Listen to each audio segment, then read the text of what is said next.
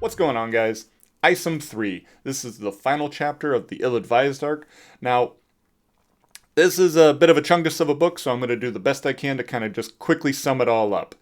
And we are continuing from Isom 2, where Isom, he's still fighting off these hell beasts, but then suddenly his powers are starting to diminish, and he requires a rescue from Bloodroot's pup there.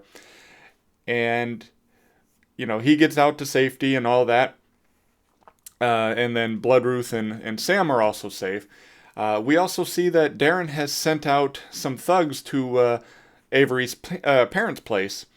And afterwards, Avery himself makes his way out there after he's recovered from the events of the Hell Beast. And we get some answers as to why he maybe lost his powers and, what he can do to kind of regain those again. Meanwhile, Darren's out looking to acquire more property. And of course, this does lead into another conflict between him and Isom again. And during this conflict, we get some new faces, we get some old faces, and a big-ass battle. And it was pretty satisfactory there.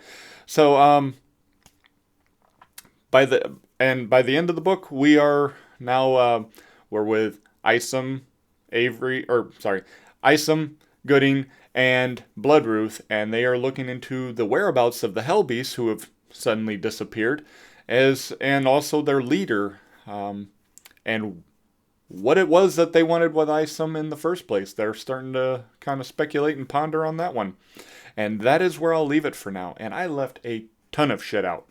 We get some follow-up with Sam and what's going on with him. And we do get a little glance with Michael. He makes a quick appearance. And yeah, we see a whole lot of new characters being introduced and see some old familiar faces. And yeah, so I gotta say though, my biggest criticism would be I don't think that the whole Jasmine arc made complete sense as far as how we ended with her character. Now, before I do my full-on review, I'm going to reread all three of these and see if maybe I just missed something. But for right now, I cannot recall anything that would lead me to believe how this one concluded. Let me just put it like that without spoiling anything. So again, I'll put a pin in that for right now, but as of right now, no, I don't think it makes any sense. And also, there was some as you know type dialogue where, we're having characters explain to, characters the things that they already know, and that always comes off kind of clunky to me. So that wasn't something that just meshed well for me and stood out like a sore thumb. But some of the things I did like was the explanation as to what happened to Isom's powers and how to get them back. It felt kind of similar to Samurai Jack and his relationship with his sword.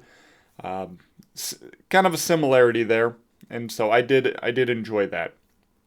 I also liked one of our new villain characters. Now I forget his name right off the top of my head. I remember in my unboxing, I did try to pronounce the name, but I like that we have like a lizard type character, especially in a universe like this where we have known superpowered individuals.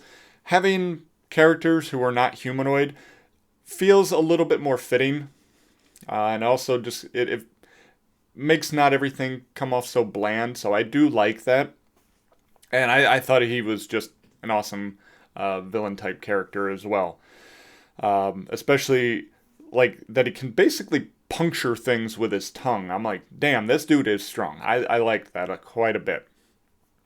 Overall, I do like Isom and do plan on purchasing more issues further down the line.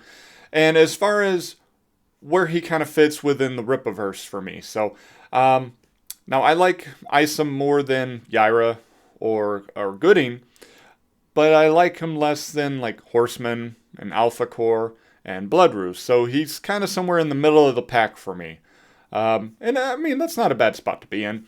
But Yeah, I definitely feel that Horseman and Alpha Core are the strongest for the Rippaverse as of now.